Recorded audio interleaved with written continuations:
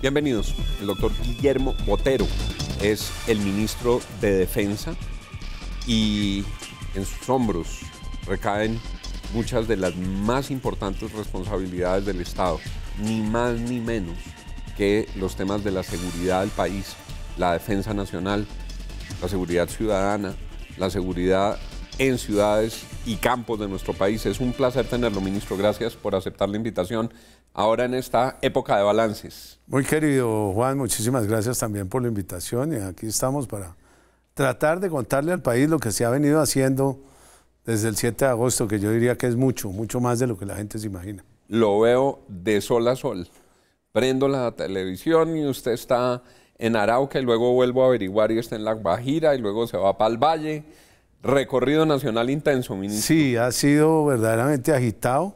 Llevamos 20 consejos de seguridad en un lapso tan supremamente corto, 20 consejos de seguridad con compromisos y demás a los cuales se les hace seguimiento. ¿Cómo es un consejo de seguridad? ¿Quiénes van? Los consejos de seguridad se dividen en dos partes. Una primera parte que es reservada, tiene un carácter reservado, donde están los altos mandos militares y los altos mandos locales. O sea, gobernador, alcalde. No, digamos en los primeros es pura fuerza pública. Fuerza pública. Los comandantes es decir, generales. El ejército, brigadier. Sí, pero están los de las brigadas, los de las divisiones y cuentan un poco cómo están viendo la cosa y qué es lo que está pasando. Okay. Acto seguido se pasa uno muchísimo más ampliado, donde ya está el gobernador, los alcaldes, se les escucha y se escucha a la comunidad, se escucha muchísimo gremio, muchísimas personas que intervienen y si, digamos que hasta cierto punto se valida lo que las fuerzas han dicho con la percepción ciudadana, porque ahí siempre hay algunos desfases. Hay que recordar que la seguridad no es solo las cifras frías, sino también la percepción de la gente, que es sumamente importante. Es que 20 en 100 días es uno cada 5 días. Sí. Eso es un trote bravo. Y a eso hay que sumarle taller Construyendo País. Entonces, pues la cosa es todavía más intensa.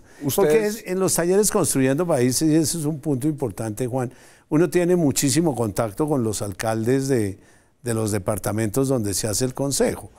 Y van los de las ciudades más cercanas, bueno, y algunos de las más lejanas, y siempre, digamos, yo mantengo una reunión aparte con ellos, en algunos momentos del taller, en algunas intervenciones uno puede reunirse con ellos, y también tiene toda una percepción de lo que les está pasando, cuáles son sus requerimientos, cuáles son sus preocupaciones, en qué se les puede ayudar. En fin, y se llegan a conclusiones muy importantes. Pero vuelvo y reitero, lo importante es que se escriben los compromisos y los compromisos están permanentemente monitoreados, claro.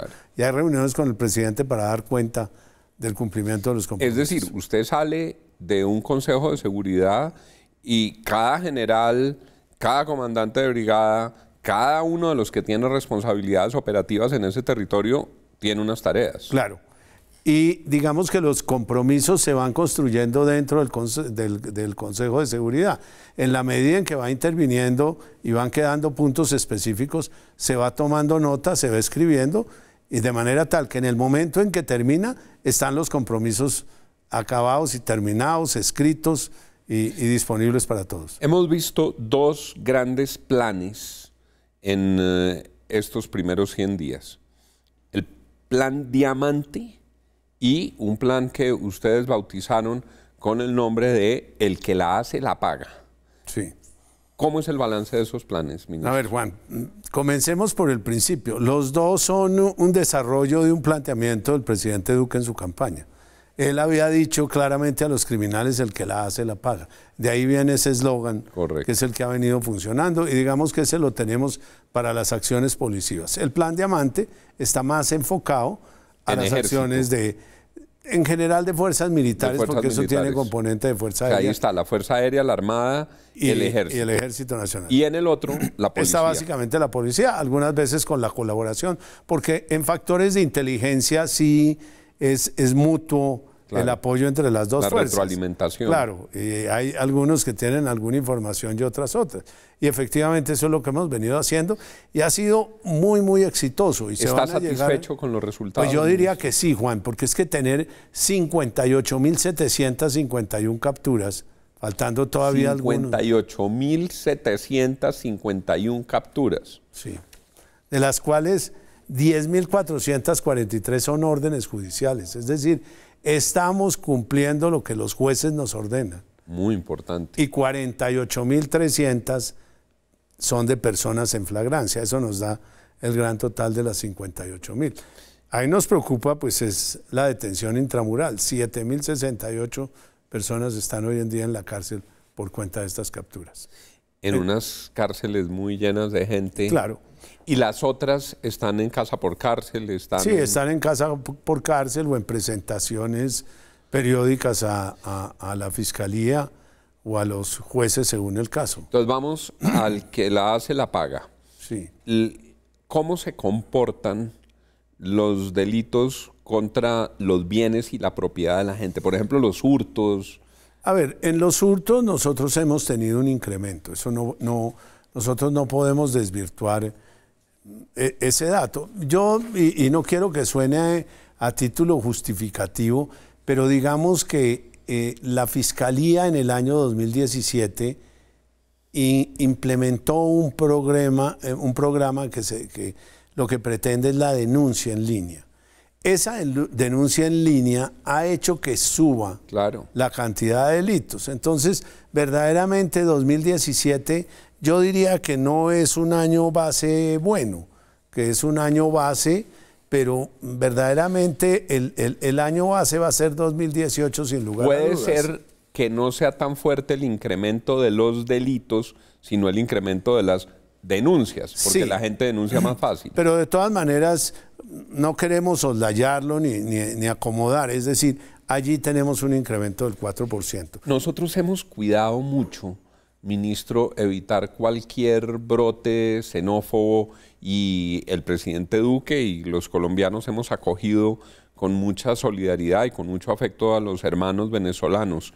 Me dicen que hay un incremento fuerte de delitos cometidos por personas que vinieron de Venezuela. Sí, hay personas, no digamos que fuerte, pero aparecen con frecuencia y cada vez algo más la participación de ciudadanos venezolanos cometiendo delitos. Ese es un hecho y una realidad, pero obviamente que no es mayoritariamente venezolano, y por eso hago menos, pero se ven y efectivamente se capturan y se los somete a todos los procedimientos que indica el Código Penal. Me dicen también algunos expertos en seguridad ciudadana que haber dejado crecer todo el fenómeno de narcotráfico generó un problema fuerte en las ciudades de redes de microtráfico que se convierten en verdaderas fábricas de criminalidad. Sí, y de ahí lo importante que fue la expedición del decreto 1844 que desató críticas. Pero volviendo al otro tema, le digo, sí, tenemos un incremento en el hurto a personas del orden del 4%. Estoy hablando de hechos cometidos entre el 7 de agosto y el 8 de noviembre, que es cuando tenemos estadística. Estamos unos días corridos, como es lógico, tal vez una semana, pero eso lo procesamos semanalmente, entonces tenemos datos al 8. Ahí tenemos un 4%, tenemos 2.463 casos de demás. Y el otro tema que nos preocupa son los homicidios, porque la vida pues, es el supremo bien. Tenemos 64 casos más este año. Pero los tenemos claramente focalizados. ¿Están identificados en unas ciudades? Pero clarísimas, Juan, con una claridad absolutamente meridiana. Lo tenemos totalmente mapeado y las principales ciudades son Ituango, que en lo corrido del año lleva 46 casos más. Ituango.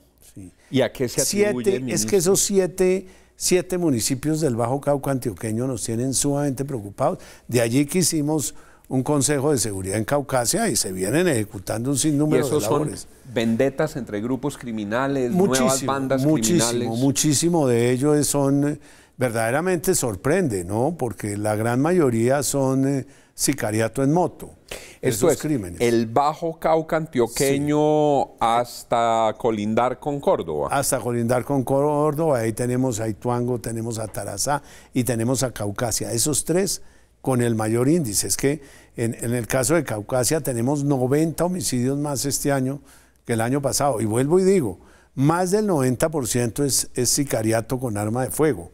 En motocicleta. Eso es muy importante para entender lo que está pasando. Claro. Esto no es que esté regado en todo el país y que todas las ciudades hayan subido. Hay unos focos de Ituango, criminalidad. Tarazá, Caucasia. Y de ahí saltas a Tumaco. Y en eso Tumaco es narcotráfico. Sí, vendetas muchísimas entre ellos. Y difícil la situación. Porque independientemente de quiénes sean o quién sea el fallecido, si no es una persona de bien, pues uno no puede permitir que se haga justicia por la propia mano. Por supuesto. Entonces, obviamente que ahí es gravísimo y hay que entrar a atacarlo fuertemente. Pero sí hay una coincidencia de esos municipios y del municipio de Tumaco, sin lugar a dudas. Le hago una pregunta que siempre los bogotanos nos piden que hagamos. La seguridad y la referencia a hurtos en el Transmilenio de Bogotá, en el sistema de transporte masivo, en eso... Bogotá tiene muy buenas cifras, y especialmente en homicidios. Este año, por ejemplo, lleva 81 homicidios menos. Muy importante. Es decir, sí, que es... Obviamente que vuelvo y repito, en lo que se llama el hurto a personas, tenemos la ventaja de poderlo hacer en línea. Y el año base 2017 no es muy representativo. Una vez llegue 2019, verdaderamente vamos a podernos comparar.